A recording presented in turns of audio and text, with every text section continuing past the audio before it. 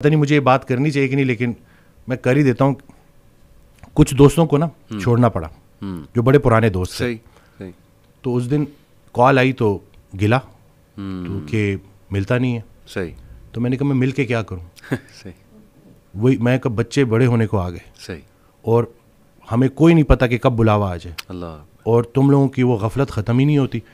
تو وہ پھر مجھے آگے سے کہتا ہے کہ تم بڑے، تم اپنے آپ کو یہ سمجھتے. میں نے کہا نہیں بھائی، میں اپنے آپ کو شاید اتنا اسٹرانگ نہیں سمجھتا.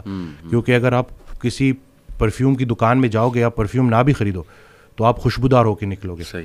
سنگت میٹر کرتی ہے. تو یہ بچوں کو پتہ چلنا چاہیے، کیونکہ آپ کی جو کمپنی ہے نا، وہی آپ کو گناہ کرنے سے زیادہ گناہ پہ لانے والے کی پکڑ ہوگی. صحیح بات. اور یہ ان کو پتہ چلنا چاہیے کہ یہ جو آپ کا فرینڈ سرکل ہے یہ بڑا میٹر کرتا ہے، اور اس کے بارے میں آپ کا سلیکٹیو ہونا بڑا ضروری ہے. صحیح بات. کیونکہ اللہ کا ذکر جب محفل، بلکہ اس دن میں نے ایک ویڈیو میں بھی کہا کہ جب اللہ کہتے کہ جب تنہائی میں تم مجھے پکارتے ہو میں بھی تنہائی میں پکارتا ہوں، جب تم محفل میں پکارتے ہو میں بھی محفل میں پکارتا ہوں.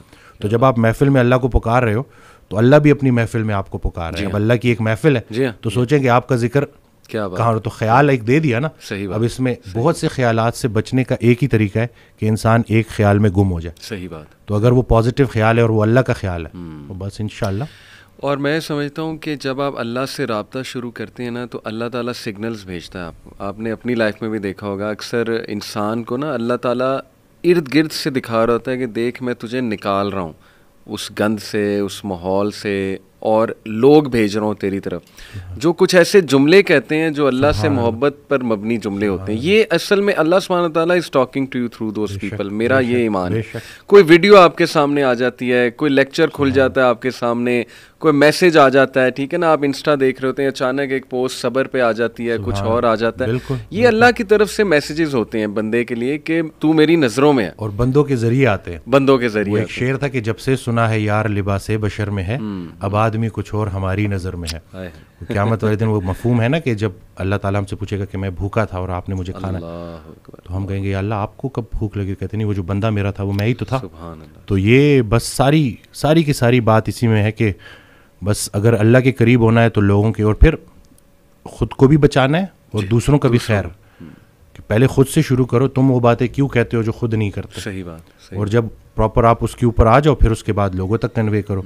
مجھے ایک بات کہی گئی کہ آپ کی اتنی فالوئنگ ہے، اس نے میری بڑا نا مجھے سوچنے پہ مجبور کیا تھا کہ میں اس وقت صرف body building, total body building, کوئی اس کے علاوہ.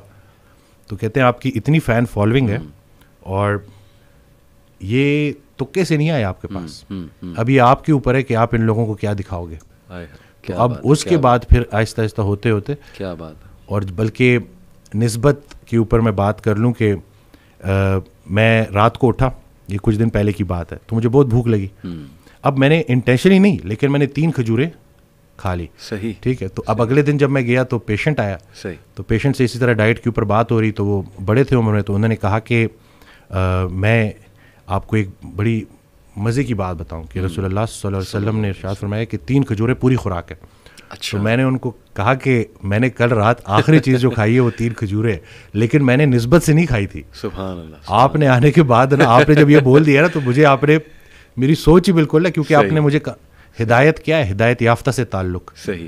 ہمارے سارے مسئلے حل ہو جائیں اگر ہمیں رسول پاک صلی اللہ علیہ وسلم کی عملی محبت نصیب ہو جائے. ہم عملی محبت کے مطلب صرف محبت نہیں، عملی محبت. صحیح بات. دشمن کو معاف کرنا ہے. اللہ.